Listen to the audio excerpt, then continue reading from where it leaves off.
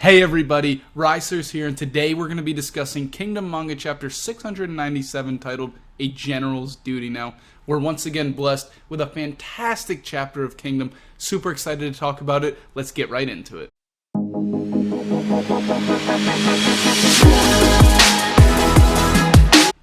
This chapter kicks off with the mounds upon mounds of skulls out in the fields. The heads have fully burnt away now, and all that's left is just the skulls laying out there. It's once again such a haunting view, and it's in daytime now, which really highlights all like the features and dents and cracks in the skulls of these soldiers who have endured all this pain and suffering in their time in military campaigns. And we get to see what's going on in Kanton. They've just delivered the news.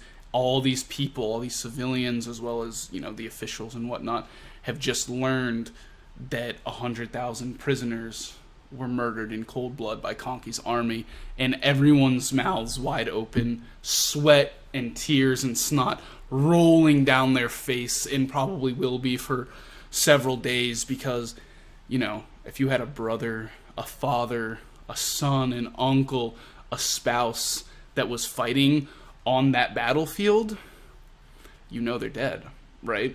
They were either killed in battle or they were murdered like a farm animal by Kanki. And if I'm one of these people, honestly, I can't, I could never begin to imagine the pain that these guys are feeling right now. But if I'm them, I have to hope that my spouse or my father or kid, whoever, brother, died fighting and not murdered by Kanki. That way they got to at least spend their last moments doing what they loved, fighting for their country. And we then get to see Kanyo, the pigeon, is finally making it there. I think the carrier pigeons are so cool. Like, can we bring that back? They're so cool. And delivers it to the messenger, and he just reads it, and he's like, this is bad. Comes running into the throne room. Everyone's just deliberating. He's like, Kanki killed his prisoners. And everyone's just kind of like, prisoners? Oh, like the soldiers that, surrendered? And Sei's like, how many? What? And he's kind of fumbling, mustering over his words. He's like, well, yeah, it wasn't clear. I don't really know. How many? Sei's like, dude, stop. Just tell me. Like, give us the number. And he's like, well, it didn't say for certain, but many tens of thousands were killed. And every single person in the room immediately, wide-eyed, mouths wide open, sweat dripping down their face. And Sei's reaction is the hauntingest of all, because he just sits down, puts his head in his hands. He knows this is not the way. He wants to unify China. This is his goal. He's put everything on the line for it. And Kanki has now done something absolutely atrocious. That's not how it's supposed to be done. Obviously, we have to, go on military campaigns. There will be death. There will be violence, right? But when the dust settles, once the fighting is over, the prisoners or the citizens, whoever, that are now being assimilated into kin, they should feel safe and welcome. They shouldn't have to worry about their lives. And now that Kanki has done this, how could you ever feel safe if you were captured by kin, right? Whether you were a prisoner or a citizen, everyone's going to find out, right? This news is going to spread like wildfire throughout China. No person is ever going to feel safe in kin. No matter what they do with Kanki, they'll be like, well, the six generals have authority to kind of do whatever they want. Like, all they can do is act, after the fact. They can't get ahead of that because they can't control the generals. That's the whole point of the Kin Six. And Rishi gets up on his soapbox here, and he's got like a particular hatred of Kanki. He's like, I don't know if Kanki slept with his mom or his sister or something, but like, he gets up on his soapbox and talks for like several pages. He's just like, guys, this is horrible. We can't allow this. Like, I warned you. I said Kanki was messed up. He abused his power. I knew it was going to happen. I warned you guys. I told you. Like, he's a sick, twisted man. I know a demented person when I see him, and that is Kanki. This is terrible. He's abusing this. Like, this is not okay. Like, what are we going to do? And Sei's like, shut up, man. Like, we get it. Like, you don't have to tell us. 100,000 people were killed in cold blood. We all know how bad this is. Like, we get it. Yes, and it's like, yeah, making him one of the six was dangerous, and now that we've seen it in action, we're like, yeah, that was a mistake, but we had to revive the Kin 6 to unify China. We don't win that battle without Kanki.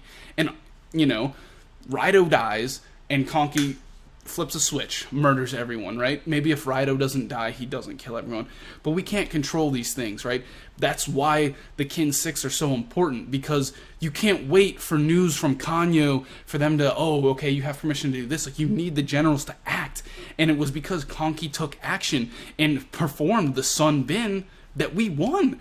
And if not, we absolutely get wiped out there. So Sei's just like, all right, shut up, we get it, right? Not time to talk about this right now. Looks over at Shohei-kun and he's like, how many soldiers can we muster? How many cavalry? What do we got in reserves? Anything. Tell me, give me some numbers here. And Shohei-kun's like, well, definitely Hyoshiga's Black Cavalry unit. And Sei's like, good. You know how else we can get? Koryu's unit. And everyone's like, oh shit. He's serious now. Before all this, before he cut off Rishi, Sei was like down, collecting his thoughts, like, oh no, this is horrible. But now you can see it in his eyes. His resolve is clear, right? He's going to unify China. He will not stand for this kind of action in his armies. I don't care. He doesn't care, right? You're a Kin 6, that's fine. I'm bringing everyone. We are not tolerating this one bit. And he's going to go himself because that's how important this is to him and his dreams. Back with the High Shin unit, it turns out Kyorei's been dealing with some stomach troubles now, probably as a result of very, very slim pickings when it comes to food. They probably foraged a little bit, ate some questionable things, making her throw up. Now, one of the soldiers is just kind of there, comforting her, making sure she's okay, and he's like, last night, all those people got killed by Kanki, and Rei's like, oh, that's what Shiki meant in my dream, and always nice to see some loose ends like that get tied up. And now, back with Shin and everyone else, Shin is pissed. He is fuming. He's like, damn Kanki. He knew that we wouldn't let him get away with something like that. That's why he sent us so far away. And everyone's like, yeah, this is a tragedy.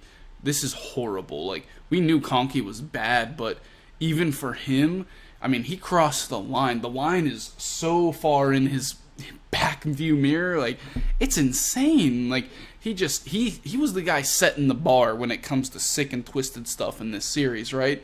And he just raised the bar by like 1,000,000. This is ridiculous. And Shin's just like, all right, nope, we're going back. We're getting that motherfucker.